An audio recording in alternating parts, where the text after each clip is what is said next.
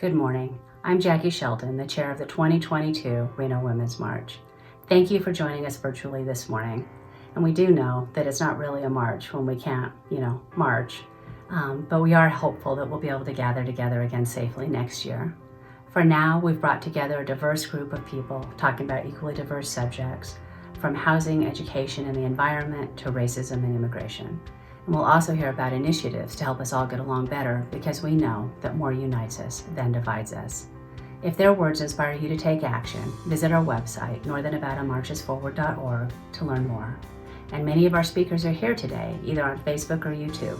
Our moderators will let you know where they are, and you can ask your questions directly of them in chat.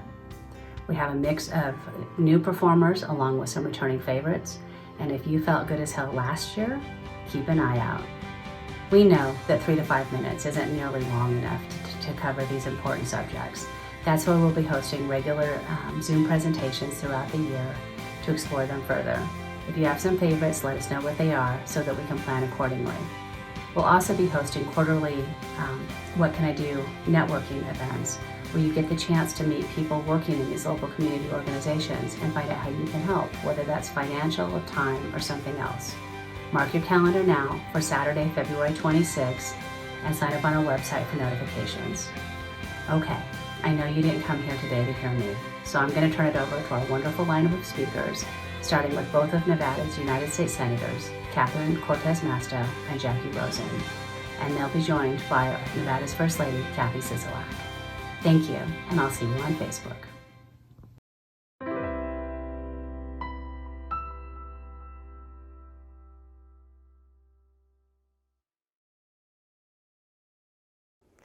Hello, I'm Catherine Cortez Masto, and I am so glad to join you virtually for the 6th Annual Women's March.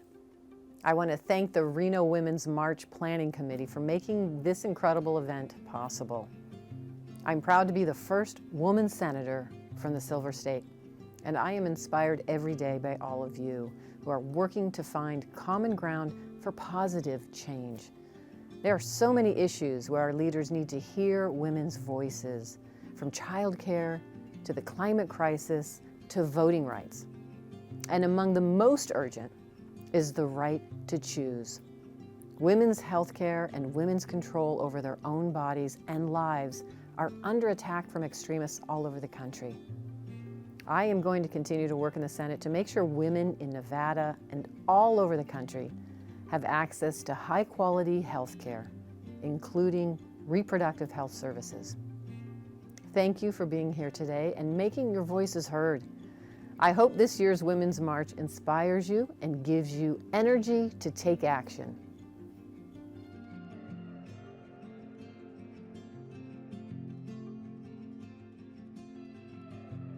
Hi, I'm Jackie Rosen, and I'm honored to represent our great state of Nevada in the United States Senate.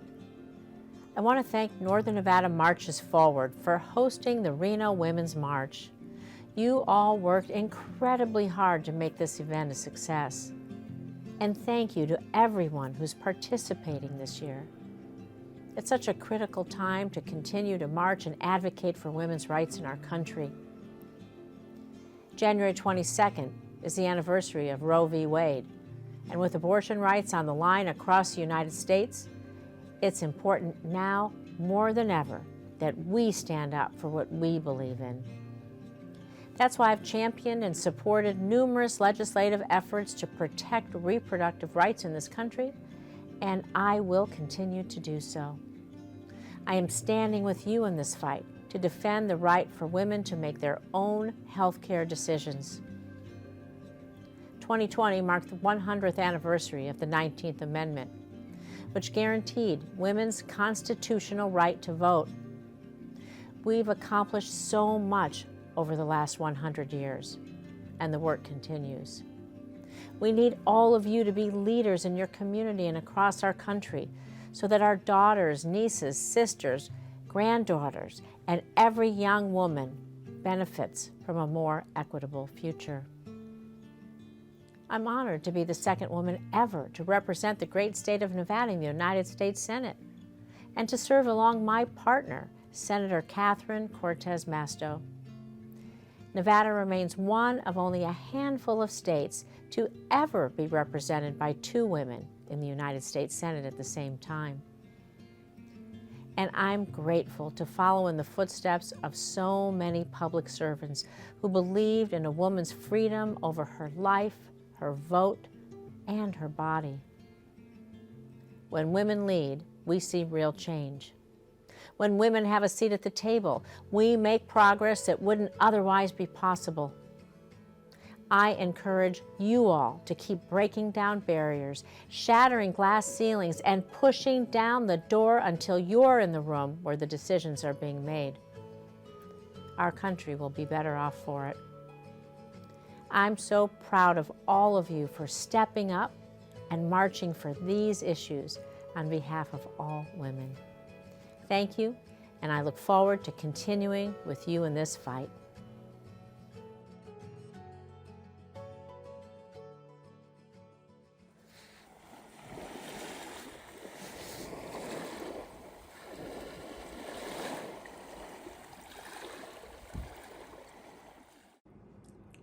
No Charlotte Harry, I mean, yeah, go you to do. My name is Charlotte Harry. I'm from the Pyramid Lake Paiute tribe, and I will be offering you a prayer. And I'm glad to see that you are all gathered here. And our prayer will be in my Paiute language. Ishmina ya ama numu manamater. Pishaku ya sumun. Pishaku ya non tamiko tap wayuakuma. Tamapia tipa which I mean I stay. Pishan the maker stay. No could have been an upper and a strike. Talk to me to go with one shake. Ya never wanted yes.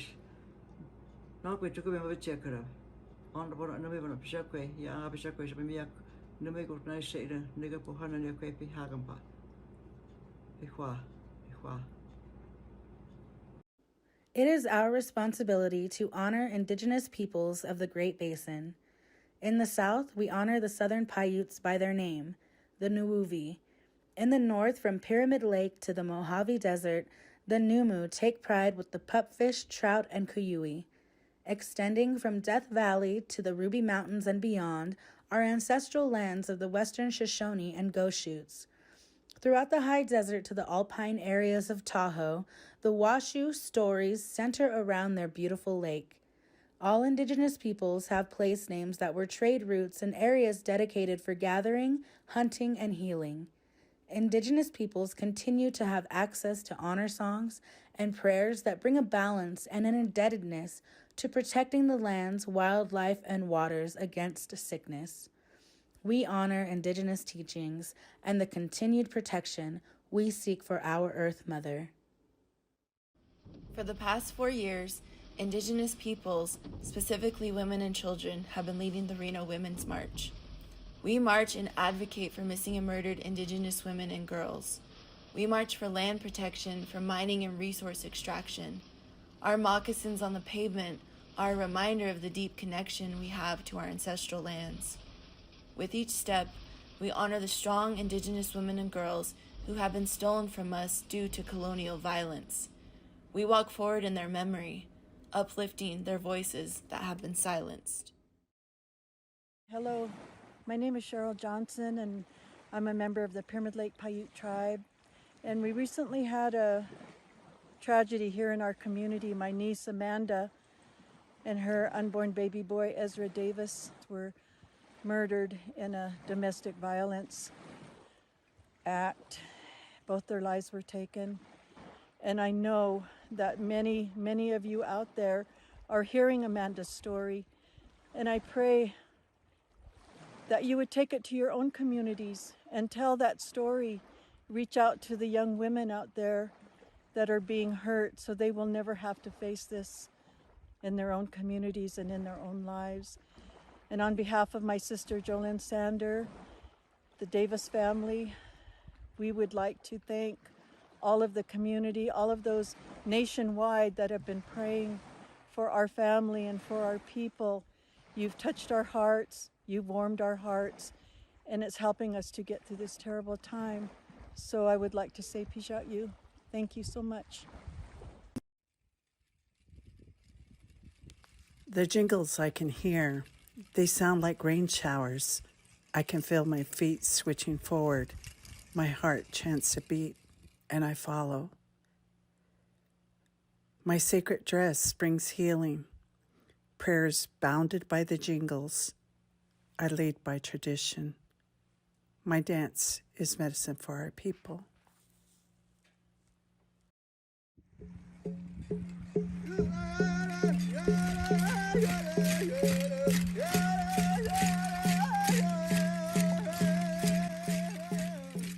We are outraged and fiercely aroused by our anger. Our shock leads us here. Where are Amanda's soft footprints that lead to her house, that sheltered a Native woman, her kids, and now buried baby in her womb? What outrage we feel. No handsomely smoked buckskin to smell on his feet. No cradle board to hold for grandma. No beaded buckskin dangles for baby to watch. Happy baby bounded and smiling too. What could be for the future is no more. Indian baby taken away, and mother too. Lay shame where need be, diseased by a colonial pox. Rid this from infected men. Push domination and patriarchy away.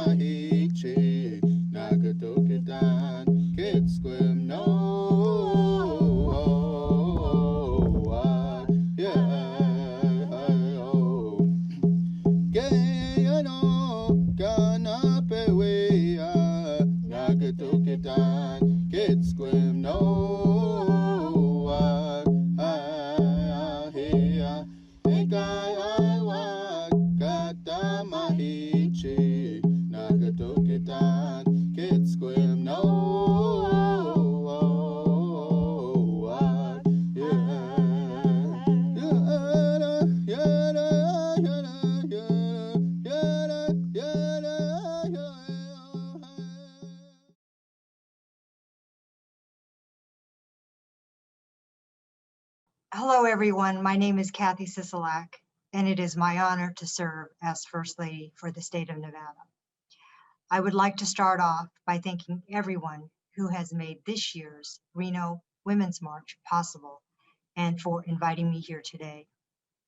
It is my honor to be a part of this march that celebrates our identity and continues to empower so many women throughout our state. As a woman, I reflect on the great strides we have taken to collectively fight for the equality we rightfully deserve. And while there is still much work to be done, every day I am thankful for those that have trailblazed pathways for us and for those that continue to fight in the legacy of this work. Though like any person, I am not confined to a singular identity, and I remain grateful for being part of several collective groups of people and experiences that have helped define who I am today. To me, my heritage and my culture are not only an important part of my identity, but also at the heart of America's history. Despite taking much pride in celebrating my heritage, I cannot overlook the fact that since the start of this pandemic, targeted hate crimes, violence, and aggression towards the AAPI community have been on the rise across our country. I want to briefly touch upon my experience as an example of AAPI hate. In my case, during a public meeting, a local county elected official used my Chinese heritage to spread lies and misinformation about my family during a formal meeting about public health measures put in place to help protect Nevadans from the COVID-19 pandemic. Attacks on the AAPI community have undoubtedly increased, as research released by reporting forum Stop AAPI Hate revealed nearly 3,800 incidents were reported over the course of roughly a year during the pandemic. Many experts believe this is just a fraction of the true total.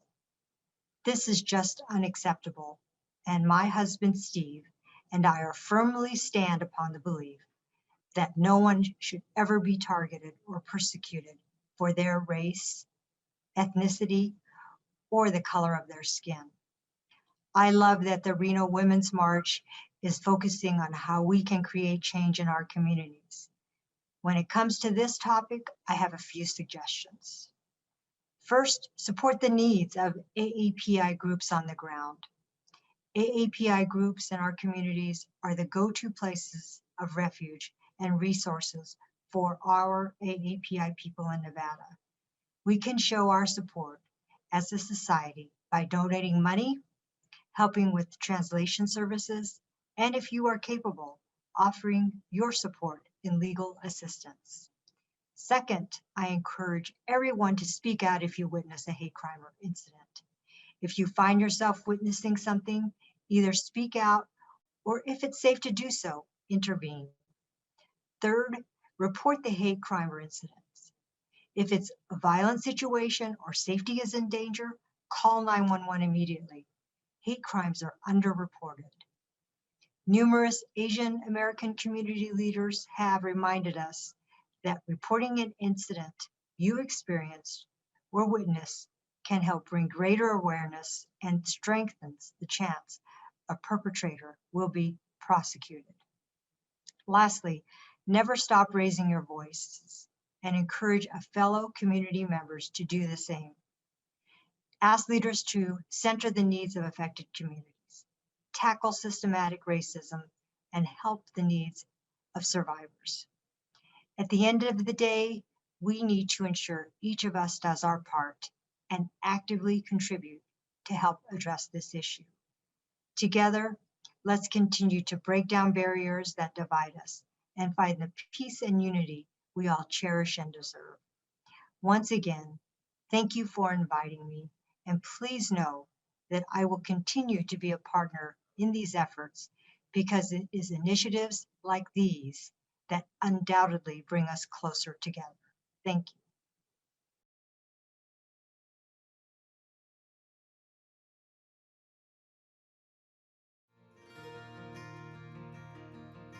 There is one word that describes the success to life: persistence. It will penetrate the walls of failure like a knife. My friends, it will put wings on you and take you to places that you never dreamed of. You will take what you learn and what you know and rise above. What makes us queens and kings is battling a war that we won. Now that the war is over, and witness the risen sun. My father said only the strong will survive. Thank you, God, I feel alive. The skies is clear and happiness is near. Nothing can't tear me to pieces.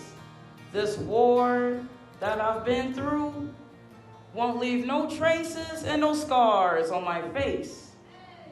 Freedom I will embrace. These chains on my wrists has been broken. All of my pain and sorrow has been taken. Those old dilemmas won't be missed. This ceremony is like a passionate kiss. Persistence is all I need. Persistence was planted as a seed. I have outgrown bitterness and sprouted green leaves of kindness. Thank you.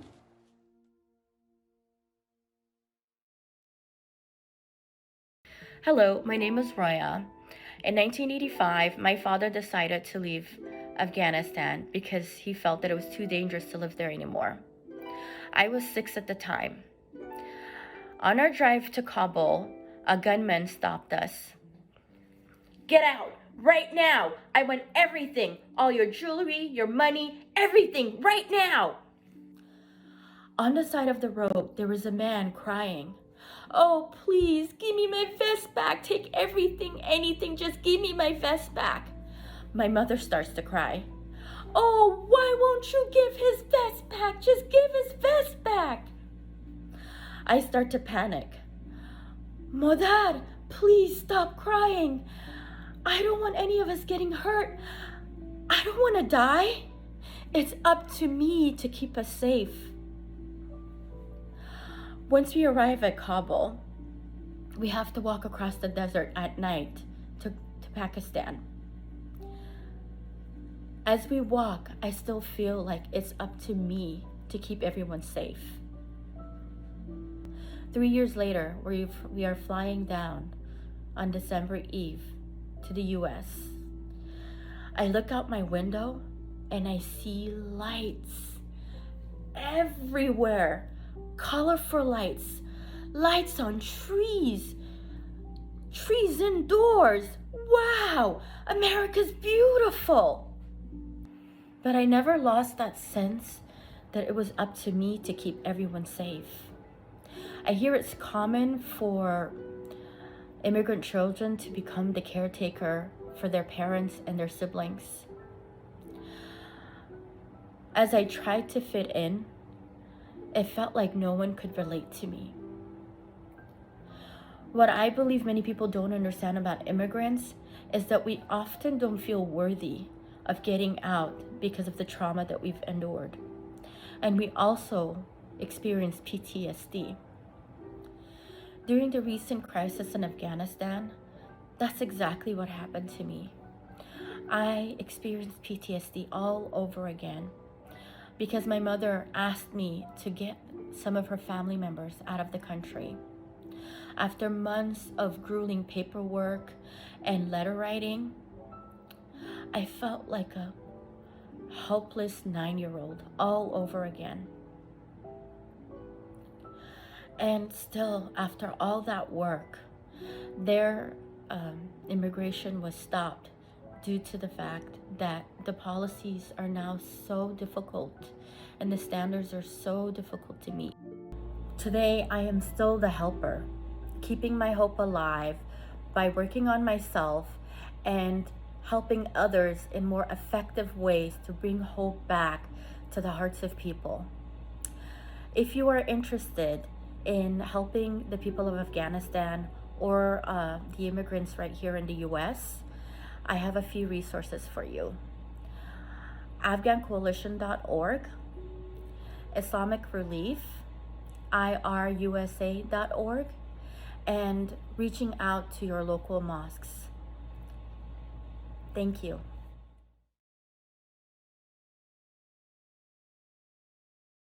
It's been a tough couple of years, and yes, we've all had to rise to a new level of resilience, strength, and power. As the director of the Northern Nevada International Center, I take my cues to power from some of the stories I hear about powerful women who seek to rule the world to make it a better place for everyone. But I also meet some powerful women who make life better for immigrants and refugees right here in Northern Nevada. I work with and for women and families who show more resilience than most of us can ever fathom. When I think of powerful women, I think of Maria Ressa, the journalist who started Rattler in the Philippines to expose human rights abuses, and she received the Nobel Peace Prize last year. I think of Malala Yousafzai, who continues to defy the Taliban and men who want to silence women. I think of Michelle Bachelet from Chile, who continues to work her work as human rights fighter at the United Nations. I think of Damilda Odufuwa from Nigeria, who works with women and girls to get them an education.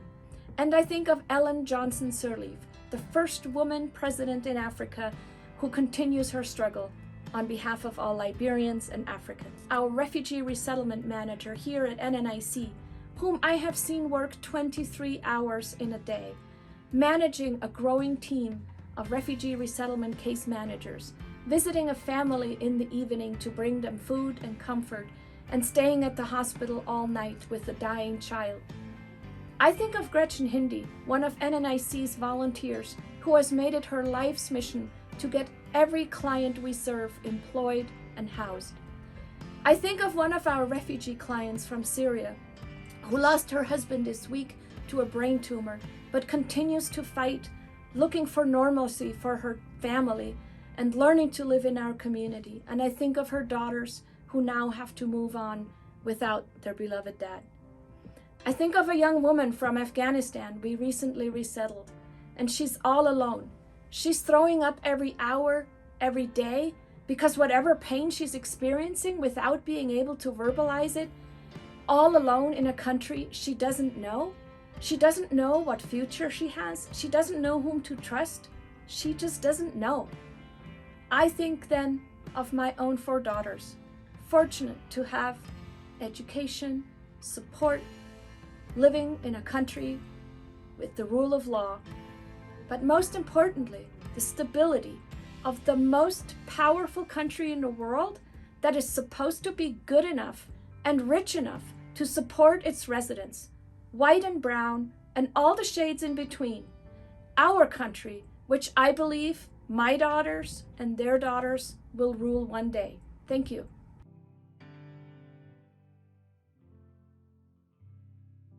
I'm Addie Garfinkel, and I'm the Hillel Director for Northern Nevada's campuses, including UNR and TMCC right here in Reno.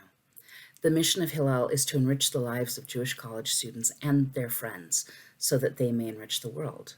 The Reno Women's March is an important local grassroots organization that helps provide a platform for women to stand in solidarity with one another. The struggles we each face in our day-to-day lives can look very different from one another. Yet, as a woman, a mother, a sister, a daughter, an educator, and a Jew, my realities are one that many other Jewish women recognize. Jew is the name of an individual who is part of the multiracial ethno-religious identity, often dominantly associated with Judaism, which is the name of the religion. Anti-Semitism is hostile behavior towards Jews just because they're Jewish, including stereotyped views and teachings suggesting the inferiority or dehumanization of Jews. I see anti-Semitism on a weekly, if not daily, basis on campus. The neo-Nazi groups like Proud Boys, American Identity Movement, the Folks Front, the Patriot Front, and the Soldiers of Odin all try to engage with and recruit students into their supremacist hate. We all see them, we're all yelled at them when they're on campus. Northern Nevada traditionally has a problem with racism and anti-Semitism, and Jewish women like me are or should be done waiting for someone else to speak out about it. I'm speaking out, and I urge you to do the same. See, Jews constitute less than 2% of the American population, yet nearly 55% of religiously motivated hate crimes were directed toward Jews in 2020 and 21.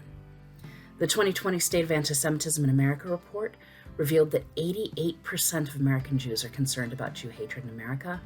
According to the 2020 FBI data, 8,263 hate crimes were reported, while 1,174 targeted victims due to their religion, and 676 of them, that's 54.9%, of all religious bias crimes targeted Jews. But those aren't the disturbing statistics. 1 in 3 Jewish students nationally say they've experienced anti-Semitism personally last year. Are you ready for the heartbreaker? 74% of American Jewish college students say they didn't report the anti-Semitic incident. That means while the problem is huge, it's bigger than the numbers we have. That's why Hillels like ours and others around the country are launching the Anti-Semitism Campus Climate Initiative. We're teaching students how to report incidents in partnership with local institutions and reportcampushate.org. There are new anti-Semitism curriculum developments, one of which I will be offering this spring to any campus leader. We're teaching students empowerment with the hashtag #OwnYourStar campaign. You should look it up on Instagram. And we are working on leading research with the Anti-Defamation League and the analytics company College Pulse. UNR students have been taught how to use UNR's bias and hate incident reporting system, which can be found at unr.edu/bias-reporting. As women, we're the foundation of society and we're the backbone of culture. We are the ones who absolutely must take a stand and say enough is enough. There's no place for hate in our lives, so join me in teaching anyone who will listen. We may end bigotry with this one thing. It's not a competition. It's in solidarity and standing together in a way that sisterhood has the unique ability to promote. I choose to pray with my feet and march in women's marches for my children and yours. Why do you march?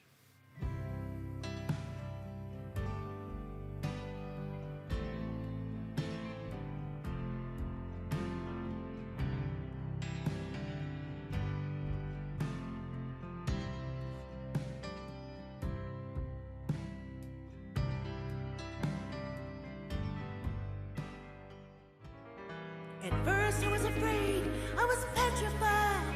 Kept thinking I could never live without you by my side. And I spent oh so many nights thinking how you did me wrong. And I grew strong, and I learned how to get along. And so you're back from outer space. I just walked in to find you here with that sad look upon your face. I should have changed that stupid lock. I should have made you leave your key. If I'd have known for just 1 second you'd be back to bother me. Go on now, go. Walk out the door. Just turn around now, 'cause you're not welcome anymore. Weren't you the one who tried to hurt me with goodbye? You said you got crumble. You said you got laid down and done. No, not I will survive.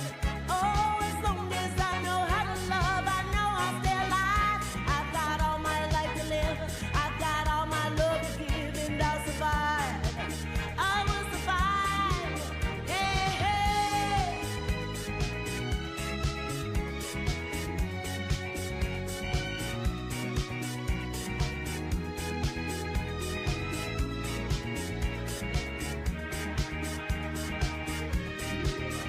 It took all the strength I had not to fall apart. Kept trying hard to mend the pieces of my broken heart. And I spent oh so many nights feeling sorry for myself. I used to cry, but now I hold my head up high and you see me, somebody new. I'm not that chained up little person still in love with you.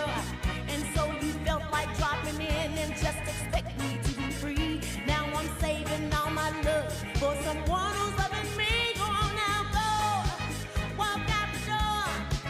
Just turn around now, 'cause you're not welcome anymore. Weren't you the one who tried to break me with goodbye? You said you got crumbled. You said you got laid out and down. No, not I will survive. Oh, as long as I know how to love, I know I'll stay alive. I've got all my life to live. I've got all my love to give, and I'll survive. I will survive. Oh. Go on now, go. Walk out the door. Just turn around now, 'cause you're not welcome anymore. Weren't you the one who tried to break me with goodbye? You said you got crumbled. You said you got laid down and down. No, not I will survive. Oh, as long as I know how to love, I know I'll stay alive. I've got all my life to live. I've got all my love to give, and I'll survive. I will survive. I will survive.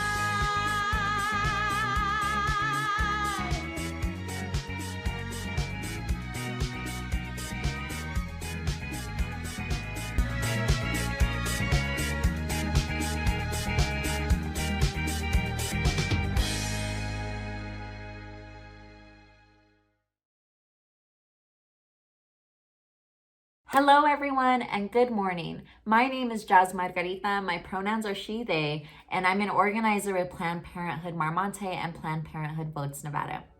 We are at a pivotal moment for abortion rights and access in this country, and Planned Parenthood is the leading reproductive and sexual health care provider, serving over 2 million patients a year at large. Today marks the 49th anniversary of Roe v. Wade and what might truly be the last time people are ensured access to abortion care as a nation. While we worked hard in Nevada to ensure that abortion rights are protected, thanks to community leaders, activists, and volunteers, the reality is this. Not only do threats to abortion access across the country go against every person's right to reproductive freedom and autonomy, but their impact is felt everywhere. This includes Nevada and the 13 other states that would remain safe haven states should Roe v. Wade be gutted in the upcoming U.S. Supreme Court decision in Dobbs versus Jackson Hole Women's Health this spring. Already, healthcare centers in Oklahoma, New Mexico, Colorado, and Nevada are seeing an influx of patients from Texas due to the almost complete banning of abortion from SB 8 alone. This sadly comes as no surprise. We've always said that banning abortion does not stop the need for it, it simply makes it more difficult to access. Patients who have the means to do so are desperately fleeing the state, and while those without resources are left in desperate situations. And we also know that those most affected by abortion restrictions are those who already face systemic barriers to care, especially Black, Indigenous, communities of color, the LGBTQ community, those who use Medicaid, those who are low income, young people, and those who live in rural areas. While Planned Parenthood Marmonte will always be here and is proud to serve our community at large, it's simply unacceptable that patients are forced to travel out of state for essential health care or are unable to access care entirely. The fact that the Supreme Court has turned its back on 50 years of precedent, allowing Texas SB 8 to stand and hearing oral arguments in Dobbs versus J. Hu demonstrates how dire the threat is to abortion rights in this country. As Nevadans, we must come together to ensure that not only do we fight to protect and expand access to care here at home, but that we will fight to ensure that abortion remains an accessible right for all. Everyone should have the freedom to control their own bodies, their own decisions, and their own lives. Intersectional feminism is why you'll see Planned Parenthood in spaces such as environmental and mining justice spaces, in racial and immigrant spaces, in LGBTQ spaces, and housing justice spaces. None of this begins or ends with abortion access and rights. As Audre Lorde said, we do not live single issue lives. We are all interconnected with one another. So I invite you to connect with us and get involved. Thank you so much and enjoy the rest of the programming.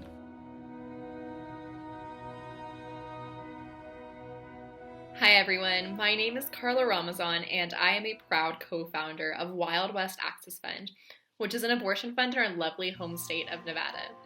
We started Wild West Access Fund in June of 2021, partly as a response to the passing of SB 8, the atrocious 6-week abortion ban in Texas. However, the other component was that upon investigation, we learned that there was not a single active statewide abortion fund in the state of Nevada. We knew that Nevadans in need of abortion care deserved better, so we got to work. Fast forward to January of 2022, we have provided financial assistance to over 200 Nevadans who have been seeking abortion care. For those of you that don't know, the starting cost of an abortion procedure is $600, but it can range as high as $17,000. You heard that right, $17,000. The majority of our callers are low income, actually below the federal poverty line, so an unexpected cost of $600 is something that they cannot afford by any means. Since we want to ensure that nobody is denied care and that everybody who seeks an abortion is able to access one, we have been able to provide an average pledge of about $170 to each caller. Beyond that, we also work to provide aftercare kits for our callers and emotional support, along with practical support, be it rides or a hotel stay for travelers. We have seen a few travelers from Texas, unfortunately, because of the current political climate there. We are 100% volunteer run, meaning that any donation that we receive goes directly back to the community. We have redistributed over $30,000 in abortion funding since starting, and we don't want to stop anytime soon. Whether you want to sign up to be a recurring donor of $5 a month, or whether you want to volunteer your time and help work the hotline, I can promise you that this is some of the most rewarding work that I have ever done in my life, and that somebody out there who is in need of abortion care is deeply grateful for your time and resources. Thanks so much for being here today. I love the Nevada community so dearly, and I am wishing you all the best.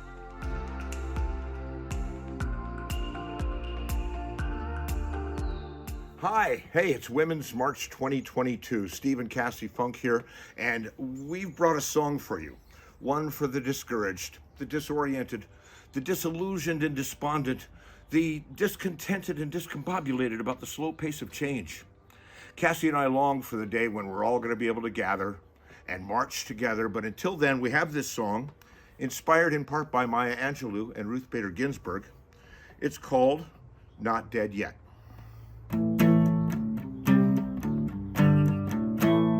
I worry about the way things might go down after I'm gone. Then I remember I'm not dead yet. My stomach turns each time I learn of every new injustice, till I remember I'm not dead yet. Our heads full of questions, we're slow to learn our lessons. Just remember, we're not dead yet. My heart soars when good folks' voices roar and we celebrate. We're not dead yet. We're not dead yet. There's still work undone. We're not dead yet. There's still songs unsung. We've got a little time to make it all rhyme. Just remember, we're not dead yet. Remember, we're not dead yet. Daunted by the enormity of the world's grief. Do justly now, have mercy now, walk humbly now. You are not obligated to complete the work, but neither are you free to abandon it. Let's get to work now, yeah.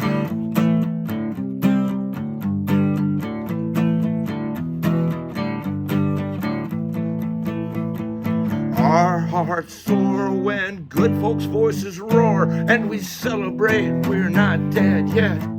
We've got a little time to make it all right. There's songs to sing, gotta give our spirit wing. Oh, just remember, we're not dead yet. No, remember, we're not dead yet. I still worry about the way things might go down after I'm gone. Keep the faith.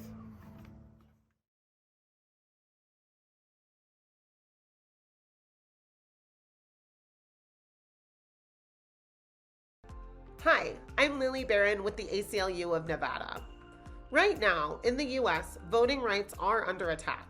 States across the country have enacted laws aimed at disenfranchising voters, like voter ID, limiting mail-in ballots, ending Sunday voting and early voting, and even outlawing water bottles being handed out to voters standing in line. However, in Nevada, we stepped up to keep people safe during the pandemic and saw unprecedented turnout. Thanks to the incredible push from the Let Nevadans Vote Coalition, we are a leader in creating access to the ballot box. Voter disenfranchisement has a long-lasting racist, ableist, and classist history. The ACLU of Nevada is proud to have pushed back by expanding vote centers, providing more access to tribal communities, people with disabilities, military personnel, and even restoring the right to vote to formerly incarcerated people. We as Nevadans are leaders in what voting legislation should be. However, these rights are fragile. We need Congress to move swiftly to pass voting rights legislation nationwide. Thank you so much to all of the grassroots organizations and community members who worked so hard to get us so far. For more information or to get involved, follow us on social media at ACLUNV. Thank you.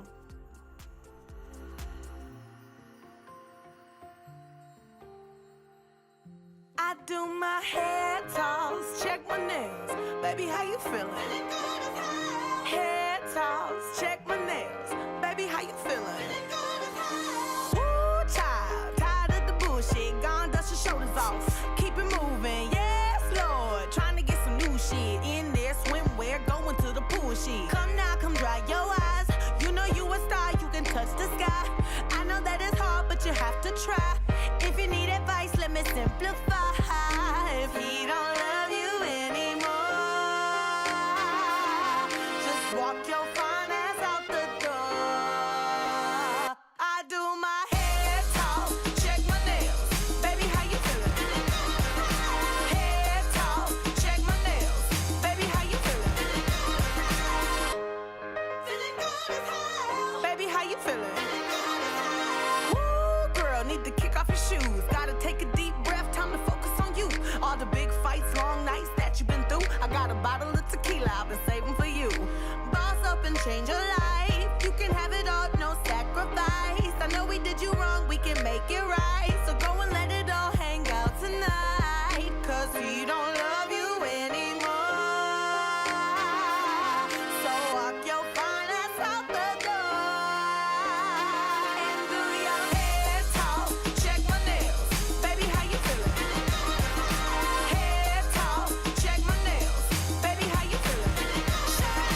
Head talk, check my nails. Baby, how you feeling? And we gon' be all head talk, check my nails. Baby, how you feeling?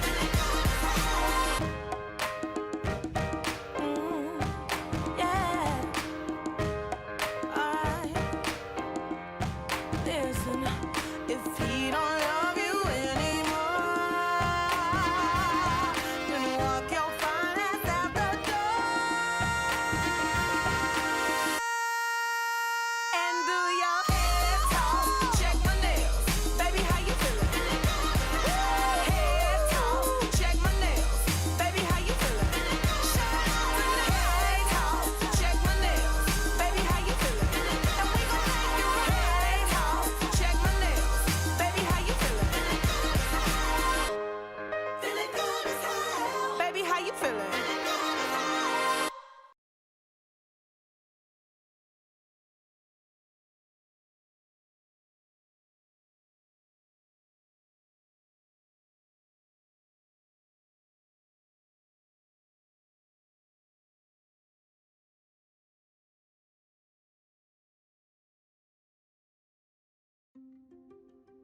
Hi, my name is Dr. Biocurry Winchell, and I'm an urgent care physician and regional clinical director for Carbon Health, and a medical director at St. Mary's Hospital, as well as the medical director for Washoe County Sexual Assault Response Team.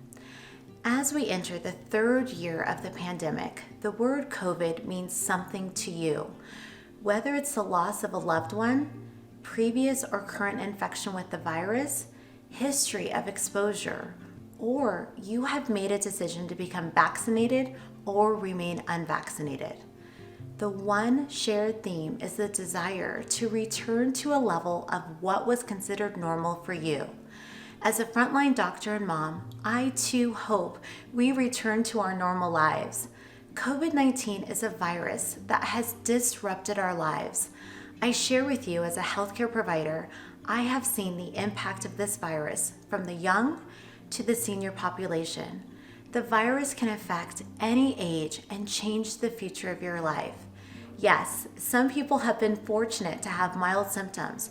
However, there are many patients who are still suffering with the long-lasting complications of COVID, such as chronic fatigue, difficulty breathing, or deficits in their cognitive abilities, often referred to as brain fog.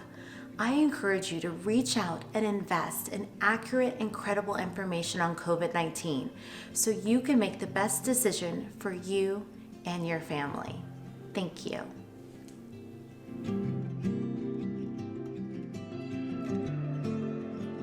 I would first like to thank the organizers of today's Women's March for allowing me to speak today. My name is MJ Ubando.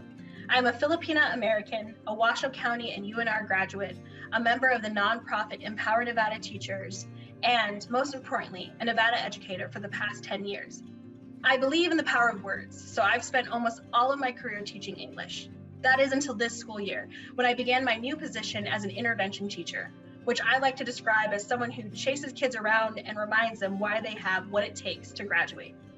I spend my days helping students who have forgotten what it means to be a student.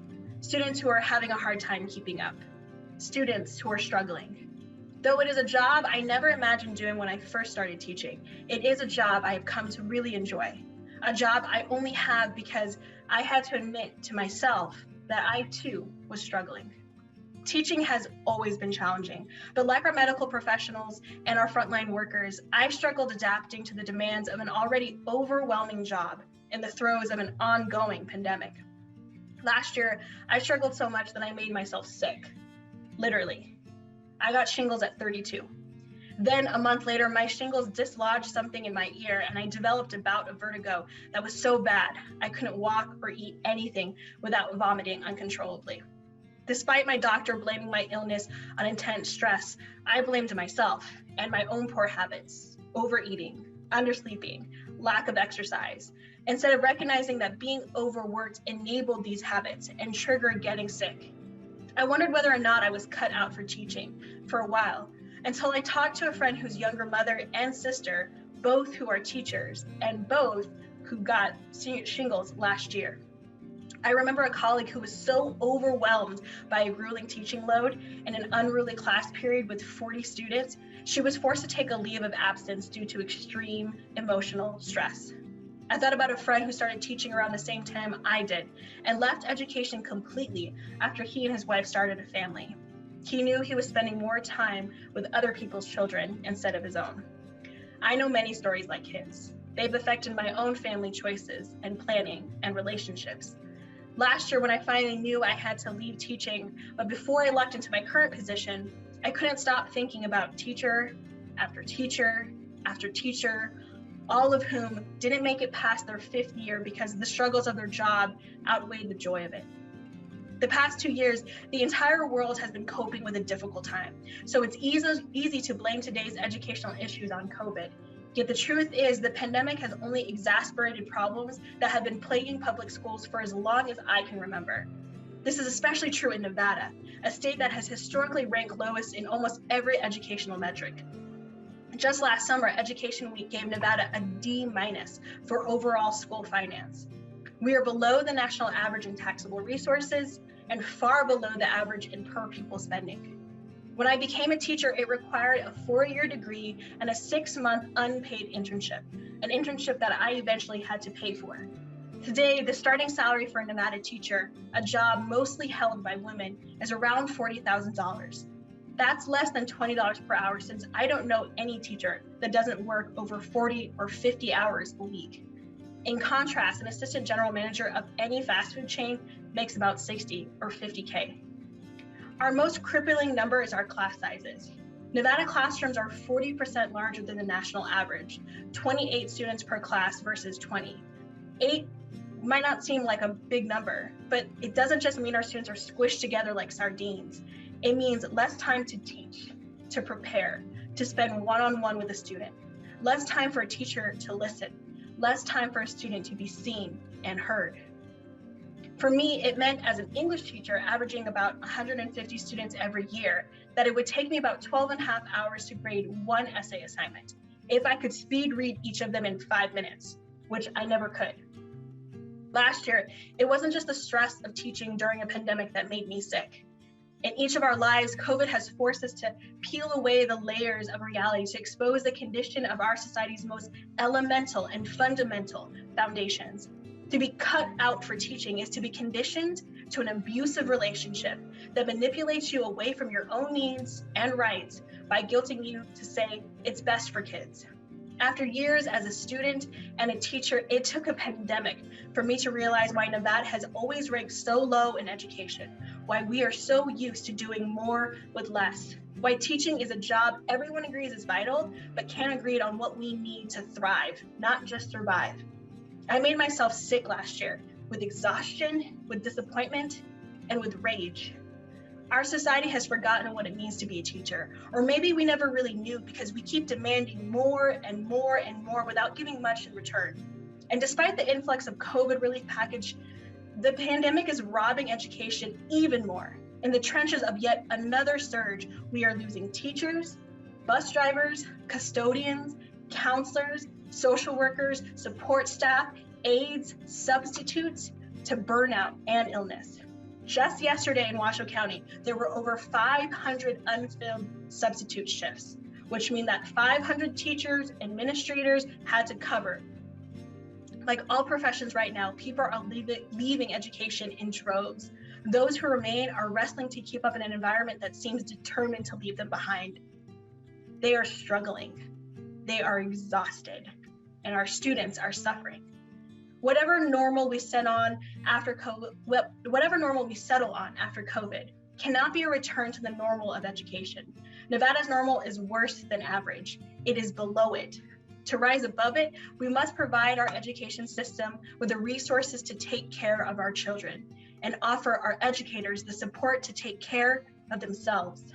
To do better, we must all demand from our leaders and our lawmakers the educational changes necessary in practice and not just in promises. If we don't, we will fail our educators, our children, ourselves, and our future. Thank you.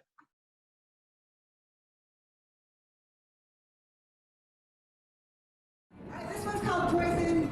It's about what's happening in the world right now. It's a very angry, bluegrassy song, right? Angry bluegrass. Angry bluegrass. They sometimes call us glam grass. Can you see why? There are times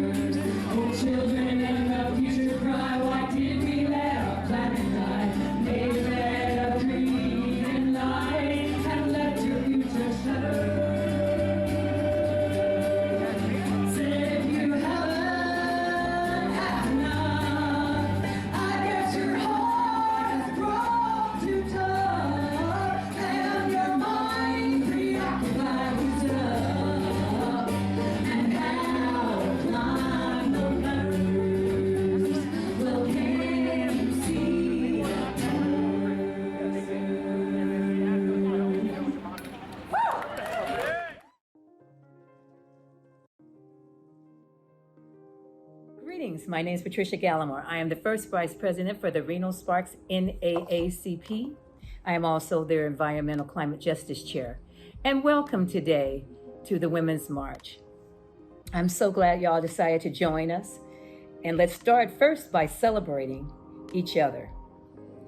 More unites us than divides us. That's this year's theme for the Women's March, for the Reno's Women March. I want to just take a moment here to express my joy, my Black female joy, as being a Black woman and being unapologetic in terms of how and what we feel, we being Black women. It is so important when we live in today's society and this culture that individuals know who and what we are. I implore people of different races to reach out to Black women and also to anyone that's African American, to reach out to us, learn who and what we are. It's so important because it's not in the history books, right? So we'll tell it to you like it is. It's so important that we do this. So let's proclaim Black joy, Black love, and let's celebrate Black women. The 21st century is here and it's upon us. We must be happy, we must be joyful. The way that folks can get involved in terms of learning who and what we are, join our organizations such as the Reno Sparks NAACP, other organizations in the community such as NEPCUS, which is Northern Nevada Black Cultural Awareness Society. Any one of us from any of those groups would be more than happy to sit down and have conversations, coffee time, talk to you about who and what we are. Reach out to your women. Let's embrace us all. It's time to celebrate this Blackness. It's time to celebrate who and what we are in this nation. Okay, I'm also asking you, as I said, to reach out and join the NACP. It's only $30 a year to join the NACP. Become part of the movement, become who and what we are. Let's be happy today. As I said, let's uplift each other as women. Let's embrace ourselves as women, and let's move on. Because the thing of it is, when you think about Black women and Black joy, we look at it as we have always come second, third, fourth, fifth behind anyone. You know, we talk about civil rights. We talk about voting rights. Voting rights for African American women, voting rights for African Americans came after voting for even white women. So it's important to understand that. And that's another way that you can understand us. And so there is a difference between that when we talk about civil rights and when we talk about Black women and how and where we come from. You know, we don't get the same pay as white women. We don't get the same pay or the same opportunities. But in the 21st century, I'm seeing that being changed and it's moving around. So it's time for us all to embrace each other. I'm so glad that you're here at the Reno Women's March. Thank you all for being here and thank you all for embracing our joy, and have a great rest of this presentation.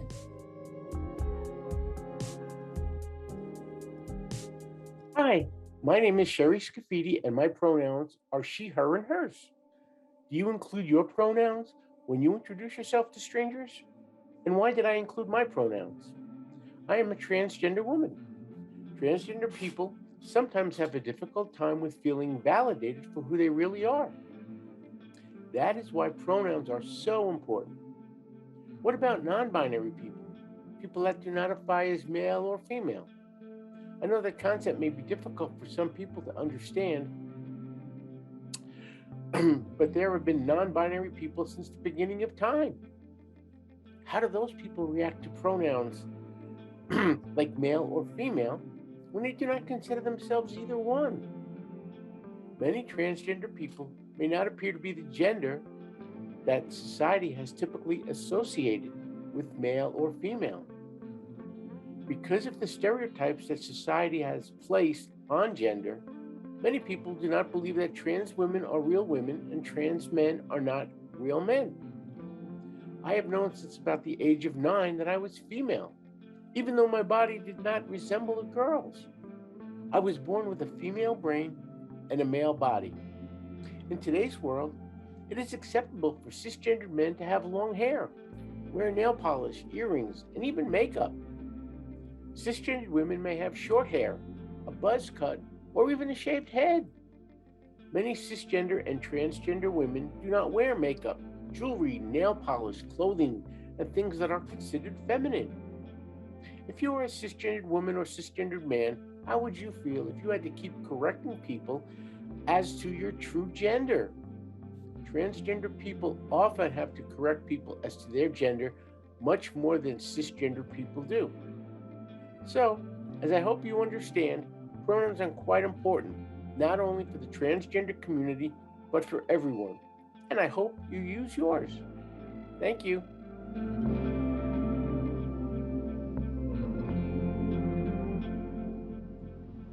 LGBTQIA. What does it stand for? Lesbian, gay, bisexual, transgender, queer or questioning, intersex, and asexual.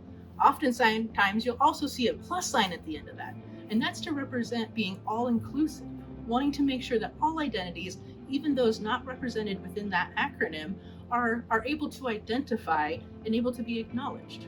It's super important, especially here in the great state of Nevada, that we're creating environments and events that are inclusive to everyone, right? We want to make sure that every individual's sexual orientation, gender identity, and gender expression is honored and an acknowledged part of their identity. Not only are those protected classes within the great state of Nevada, it's also just important for all of us to want to create places where the LGBTQIA plus community is welcomed and appreciated.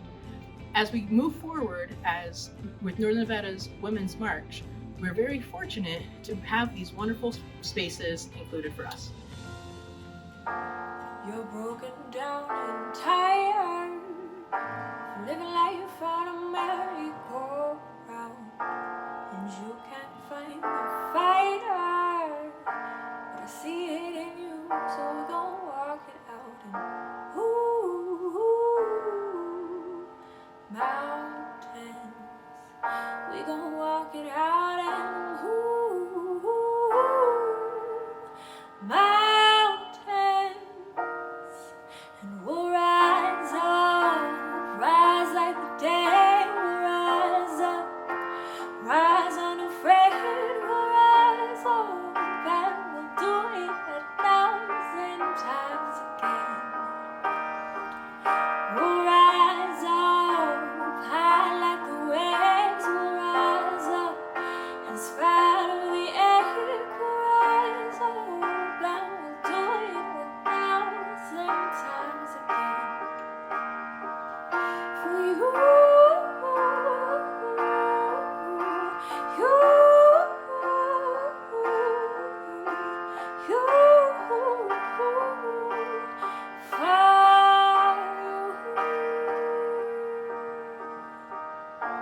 when the silence isn't quiet, it feels like it's getting hard to breathe. I know you feel like dying, but I promise we'll take the world to its feet, and mountains, bring it to its feet, and mountains, and we'll rise up, rise like the day, we'll rise up, rise unafraid, we'll rise up, and we'll do it 1,000 times again. For you,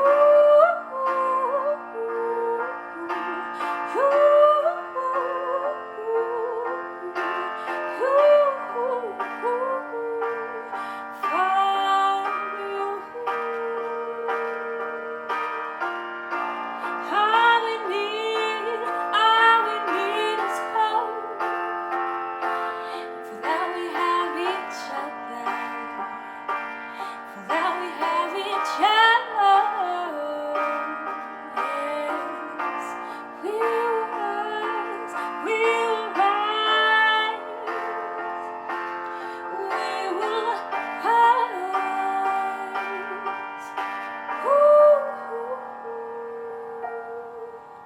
We'll rise up, rise like the day, we'll rise up, in spite of the ache, we'll rise.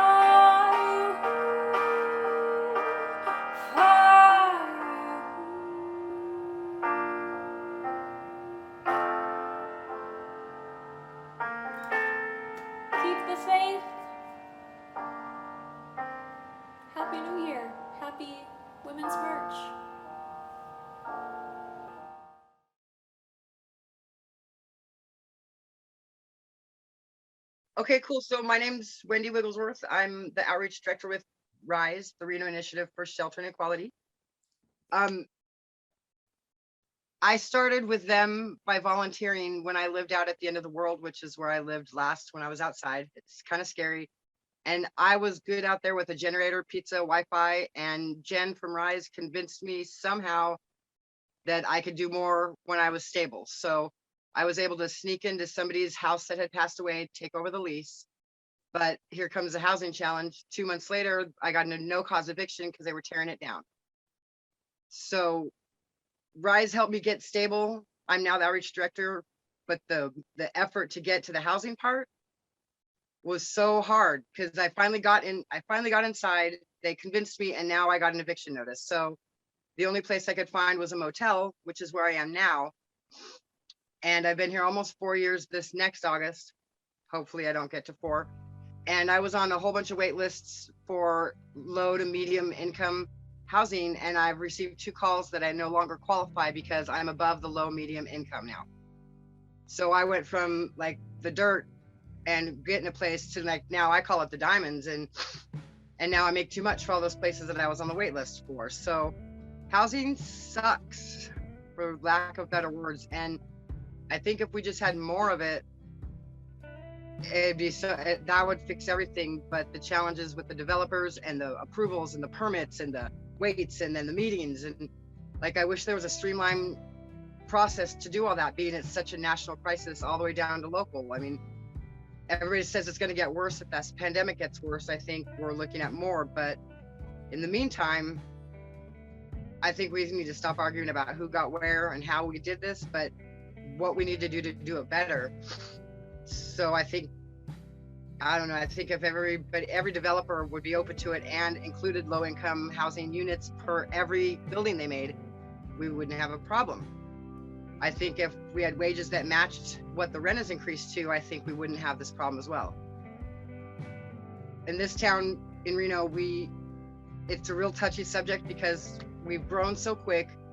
We didn't have the backup for planning the quick growth. And then at the same time, we had a lot of motels demolished without people having places to go, on top of the pandemic and the housing and everything getting worse. So I think in this town, it's kind of a touchy subject, and I wish everybody would just get past the who did what and how and why, and we all know who did what. Like I said at the panel, let's just take off our big black coats, our name badges, whatever, and just realize we need housing, and we all need to figure it out and get active in it. I don't know if we need to do more Habitat for Humanity where they would build a house. That would be great. But I think if community would just, like women especially, stop getting, like I know a little competition with everybody is great, but we have to draw the line at some point and stop mean mugging and pushing down other women and just build them up. When you catch yourself mean mugging someone, just get yourself in that process of, hey girl, you rocking that today. You look great. Whether you believe it or not, you'll start to just get in the habit and then just build it up. Because you can see how, hello, because that's what saved me.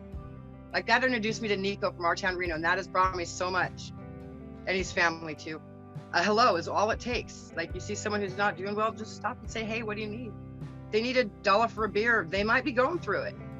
It's not your business. If you want to give them $1, give them $1.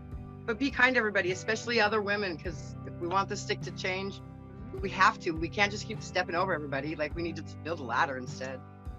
Oh, it's kind of like the RISE thing. I love RISE so much.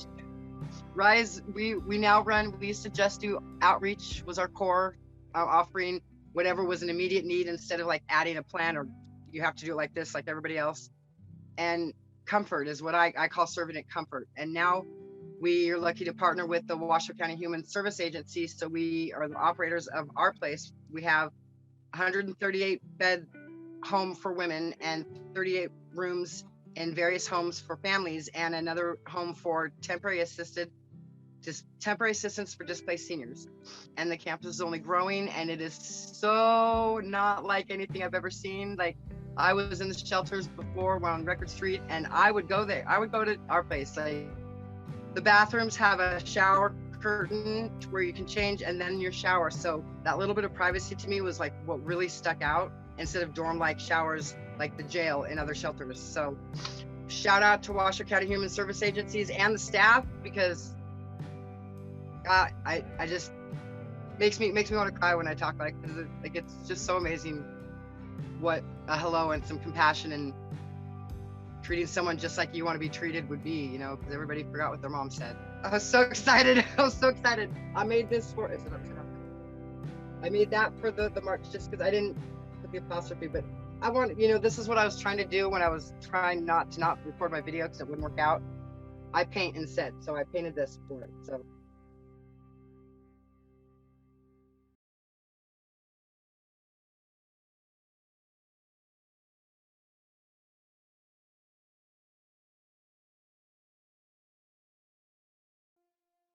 Hi everyone, I'm Brian, Director of the Sierra Club here in Nevada, Lake Tahoe, and the Eastern Sierra. I'm deeply honored to be with you here today. I wish we could be marching together in person, but I respect our organizers' choice to make safety first. Darn you, COVID. After the 2016 elections, I felt discouraged and scared. And then I saw the Women's March bring millions of people to the streets around the world. You helped me realize that I'm not alone, and that we are the majority. You have become a voice and inspiration for so many who aren't represented in the halls of power. And you show the world who really steps up to do the work, even through our most difficult challenges. Here in the Sierra Club, we have a few men in leadership, but most of the work gets done by women. Too many to mention, but I salute you all. The Sierra Club's mission is to explore, enjoy, and protect the planet. Our biggest project is tackling the climate crisis. Too often, women and children bear the brunt of the impacts, struggling to pay increased energy bills and extreme heat or cold, and increased medical bills to treat asthma and other conditions caused by air pollution and killer heat. No matter what issue you care about, though, it affects the environment. When women don't have reproductive rights, it impacts their ability to raise a family in a safe environment.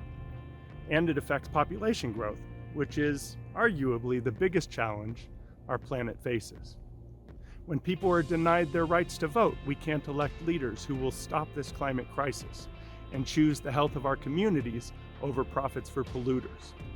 And everything you buy impacts the environment and a community somewhere where they're either produced or disposed. And to you men out there, enough is enough already. Women are marching because we are the problem. It's time for the oppression, the violence, the inequality, and disrespect to end. It's just not just. It's time we use our ears and listen to our mothers, our sisters, our daughters, and all the women around us. Although I'm pretty sure the men who need to hear this aren't attending this event.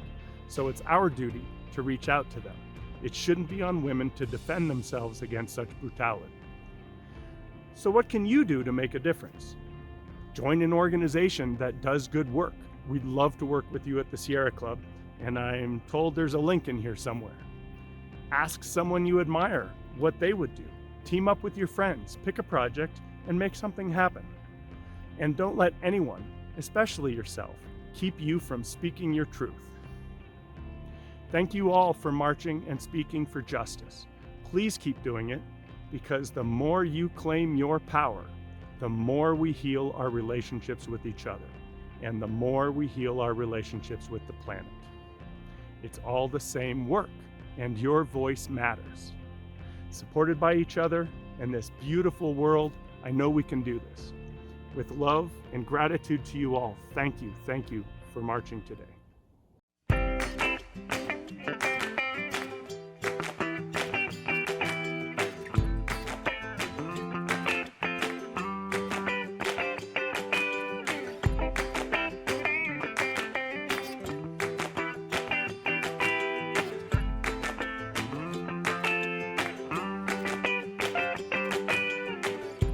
The sun rises up on the hill.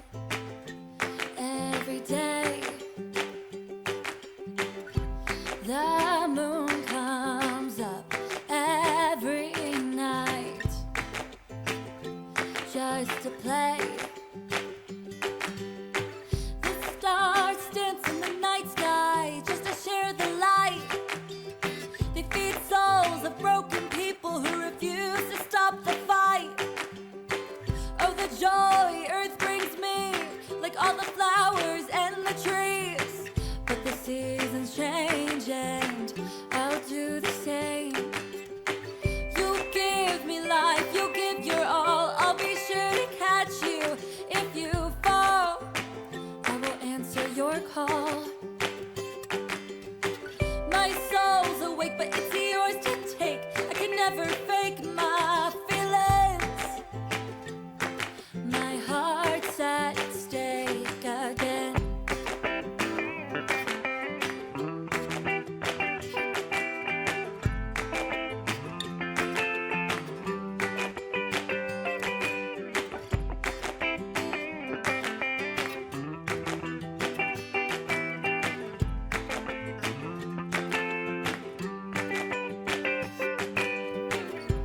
I will stand outside just to feed my mind with energy.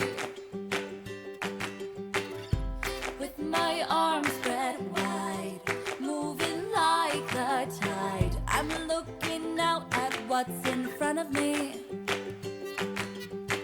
So many possibilities. Will I have the time to see the countries? So many states, so many places. Oh my Lord, you've got my heart racing. Wanna meet the people in Thailand. Wanna breathe the air in New Zealand. So many faces. Let's just see where life takes us now. You give me life, you give your all. I'll be sure to catch you if you fall. I will answer your call. My soul's awake, but it's yours to take. I can never fake my feelings. My heart's at stake again.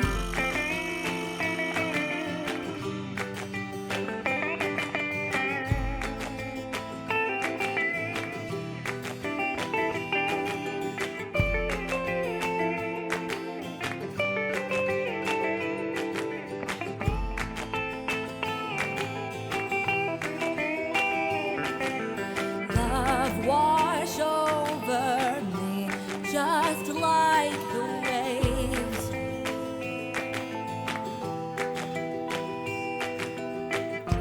I'm drenched in silence, but that's okay.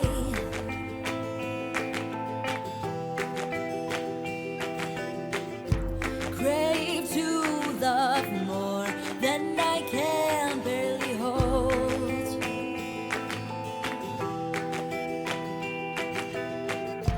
One look into your eyes, and I am sold.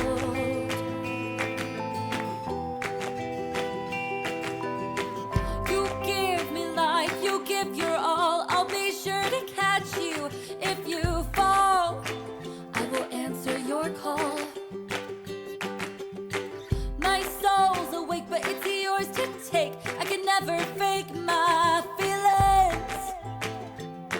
My heart's at stake again. You give me life, you give your all. I'll be sure to catch you if you fall. I will answer your call. My soul's awake, but it's yours to take. I can never fake my feelings. My heart's at stake again.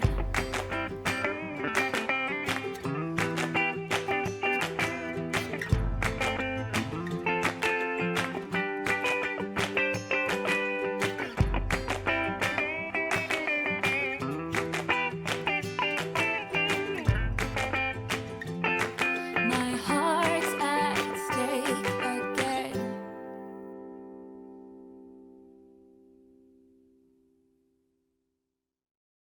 Hi, I'm Kurt Thigpen, CEO of Ace Studios based here in Reno, Nevada. We've been in business for 6 years. We are LGBTQ+ and veteran owned and operated, as well as POC led. We believe in working to create a social impact in the world by uplifting brands that do good. So healthcare, nonprofits, equal rights, if they're looking to make a difference, that's what we're about.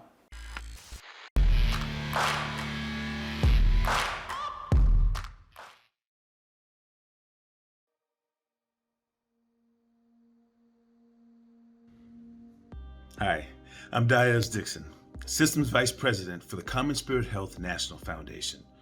Our foundation focuses on many of the issues and barriers that are related to social injustice, as well as health equity. because your neighborhood, area code, and zip code should not determine the quality of life that you live. And oftentimes they do.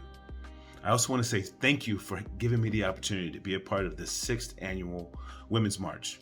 This is critical to make sure that we keep moving forward and paying close attention to the privileges and oppression that women have had to deal with for decades. We need to make sure that we continue to move the needle and we make the significant changes that need to be made in striving for equality. One of the things that we know we have to do is we have to understand as individuals what is privilege. Understanding how privilege overlaps the oppression of others gives us an opportunity to have an increased awareness so that the work can continue to be done or even get started.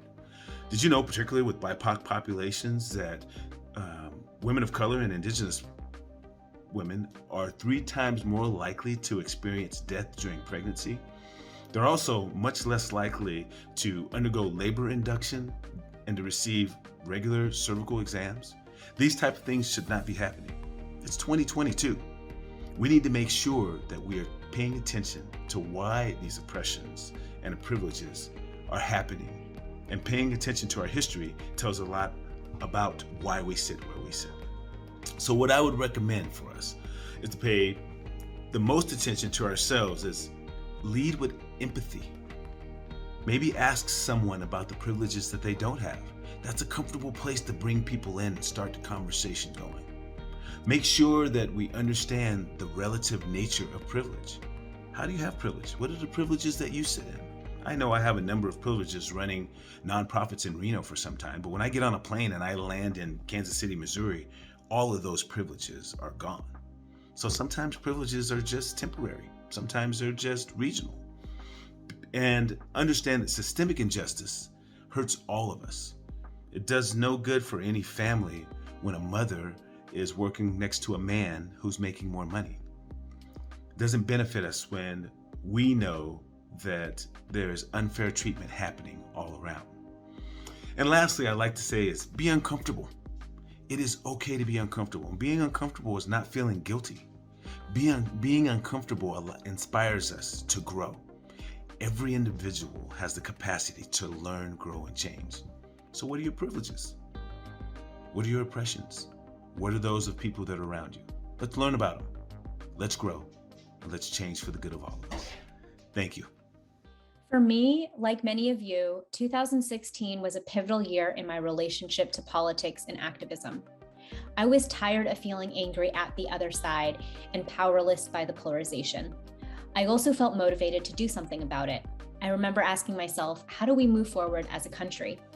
I thought and still think that the best way, and maybe the only way to move forward, is to actually face each other and hear each other out. What if we brought together people from across the political spectrum, not to change minds, but to better understand each other? And what if we did it over dinner? I enlisted the help of my friend Tria, and together we created Make America Dinner Again. In over 5 years, we helped organize hundreds of dinners across more than 20 cities. In 2020, after more than 4 years of organizing dinners, I was ready to expand my bridge building work. I joined Living Room Conversations as their full-time executive director. Living Room Conversations was founded more than 11 years ago and is also about building understanding through small group conversations, only their scope is much broader. LRC connects people across all kinds of differences, not just political, and they were organizing conversations over video long before COVID. These are conversations on all kinds of topics like trust, technology, immigration, race, and they're happening in faith groups, in schools, libraries, in places, and workplaces. The question I often get is, has your mind changed about anything? I wouldn't say my views have changed as much as my understanding of people has expanded. I've heard a fair amount from people that I don't agree with, whose views I sometimes consider offensive, but now I see them not as a talking head or a one-dimensional character, but as someone I've gotten to know more completely. I understand better how their environment and upbringing has shaped their views. I may not want to engage with certain people about race or public health, but I'm still glad I tried.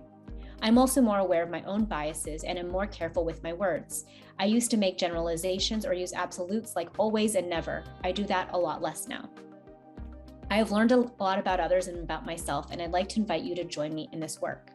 I promise you, it does not necessarily mean diminishing what you believe in or fighting less for the causes you care most about. In fact, your activism and relationships may be made stronger by creating more bridges. If we begin to give each other the benefit of the doubt and open ourselves up to being surprised, we give ourselves the chance to heal, to feel more connected to each other, and therefore a chance to solve the world's biggest problems together. The bridge building movement has grown steadily in the past few years. There are dozens of organizations locally and nationally working to tackle polarization using different approaches. To start, I invite you to participate in a living room conversation. You might first take a look at the more than 100 topics and ask yourself what you wish to talk about more meaningfully and who you would like to be a part of the conversation. Find us at livingroomconversations.org. Thank you for the time to share. I hope to see you soon.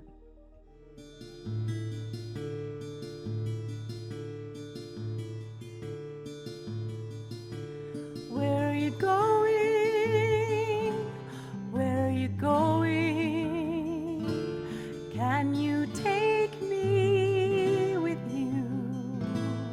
For my hand is cold and needs warmth. Where are you going?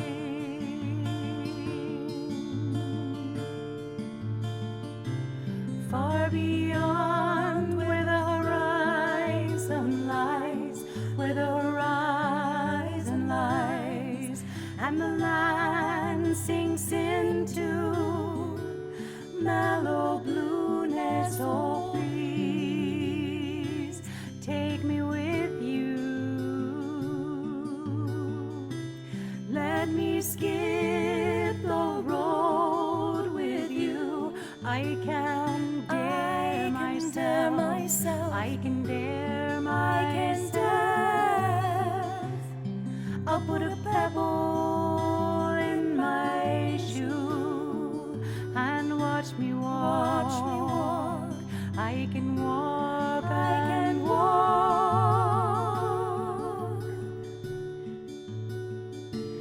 I shall call the pebble down. I shall call the pebble down. We will talk together about walking. There shall be caring. And when we both have had enough, I will take him from my shoes, singing, greet your new road. Then I'll take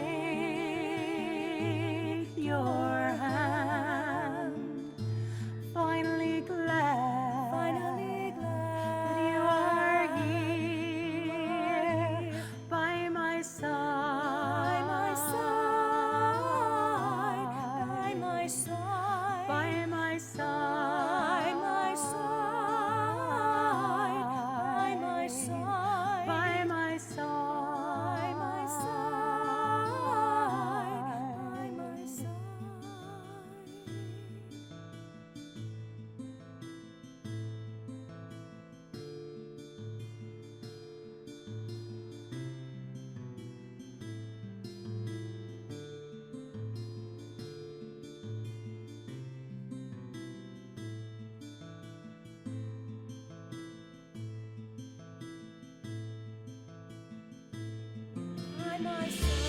by my side,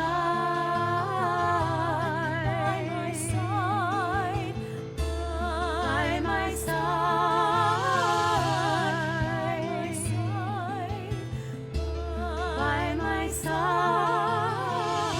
my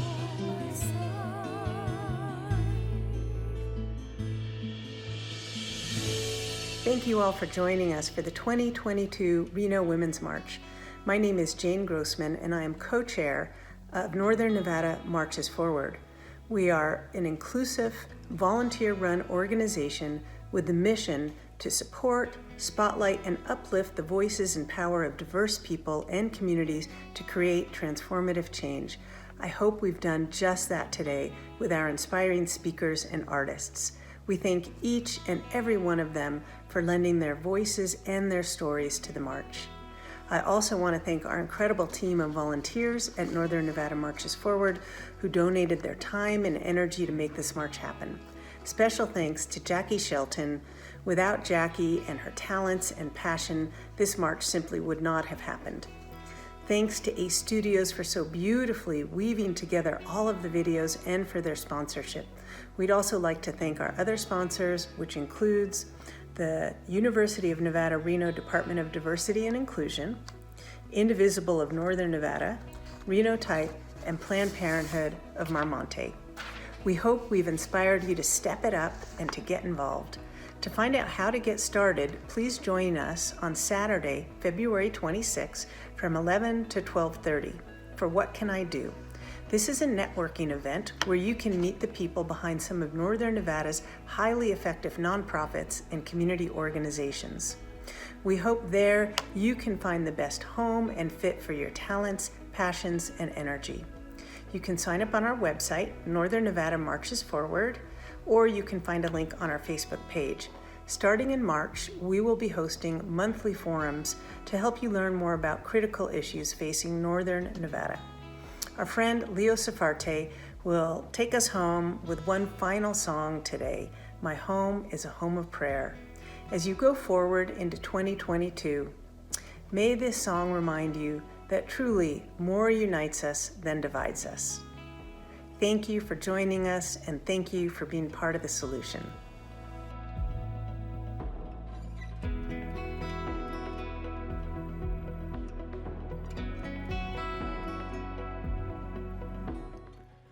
כי ביתי הוא בית תפילה לכל העמים. כי ביתי הוא בית תפילה לכל העמים. My home is a home of prayer for all people and all the nations. My home is a home of prayer for all people and all the nations. We're singing those beautiful words from the book of Isaiah that says, my home is a home of prayer for all the people and all the nations. And we can take that as a way of remembering, as a reminder to make space in our heart for all the different parts of life,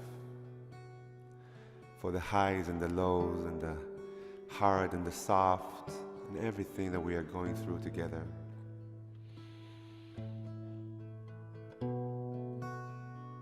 Right before this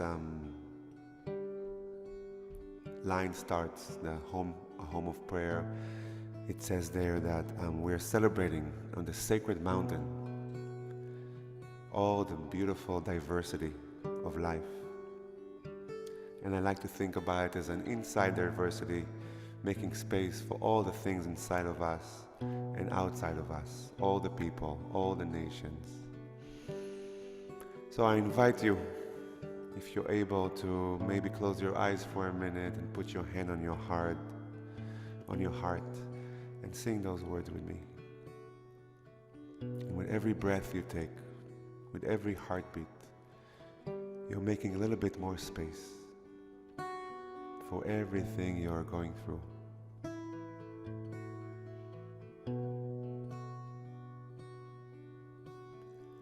כי ביתי הוא בית תפילה, כי ביתי הוא בית תפילה. My home is a home of prayer for all people and all the nations.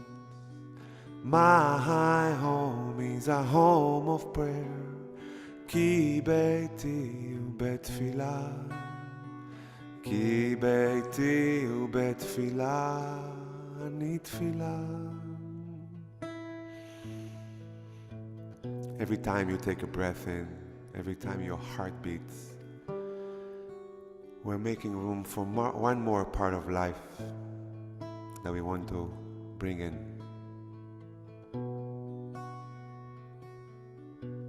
Making space for our loved ones, making space for the ones we are having a hard time with, making space for all the seasons of the year,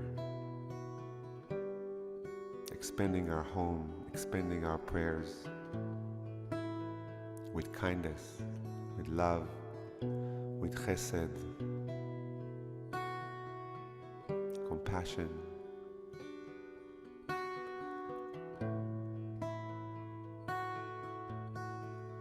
כי ביתי הוא בית תפילה לכל העמים.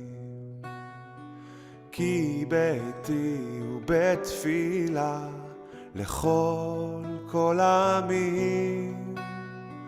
כי ביתי הוא בית תפילה לכל העמים.